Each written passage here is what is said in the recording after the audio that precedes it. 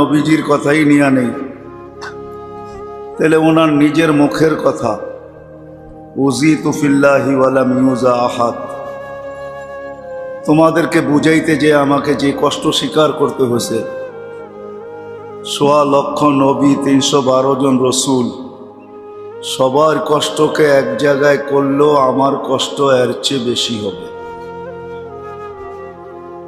অথচ ১.৫ লক্ষ নবীর ভিতরে কিছু নবী এমনও পাওয়া যাবে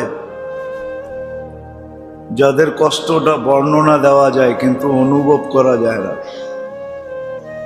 ২ টুকরা হয়ে যাওয়া মাছের পেটের ভিতরে, ৩ অন্ধকারের ভিতরে পুরাটা মাস ৪০টা দিন কাটানো,